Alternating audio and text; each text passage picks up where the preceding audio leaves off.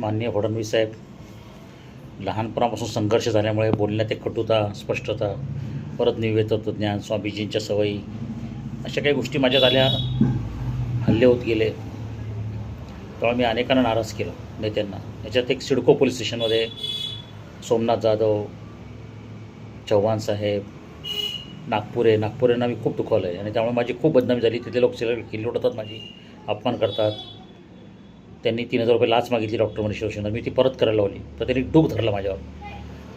राजपूत, मोदी नावाचे ग्रस्त, तिथे सगळे लोक किल्ली उडवतात, अपमान करतात.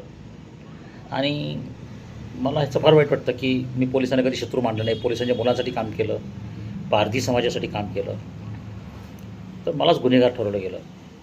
पण शेवटी पोलिसांनी मुलं बाळ आहेत, त्यांना पैसे घ्यावे लागतात.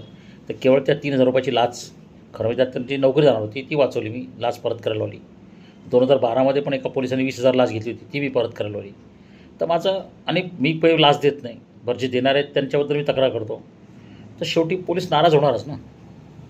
तर मी आता असं ठरवलं की सिडको पोलीस स्टेशनला मी जाणार आणि तिथे जे काही अधिकारी, DTP ऑपरेटर, तक्रार ज्यांना दिले, कारण त्यांच्यामुळे मला काय त्रास झाला हा माझा विषय नाही. कारण दुःख भोगणं हे तत्त्वज्ञानातच आहे आमच्या, स्वामीजींच्या आमच्या. त्याच्यात आम्ही तक्रार नाही करणार.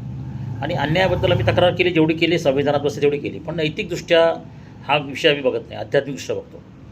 तर मी आता सिडको पोलीस स्टेशनला जाऊन DCP office, CP office, crime branch, ज्यांना माझ्यामुळे त्रास झाला आहे, मी सगळ्यांचे पाय पकडणार आहे, माफी मागणार आहे.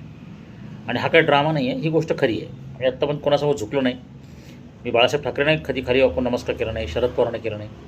परंतु आता त्यांना मी भेटणं शक्य नाही. मी तुम्हालाही दुरून नमस्कार केला आहे, पाया पडले तुमच्या.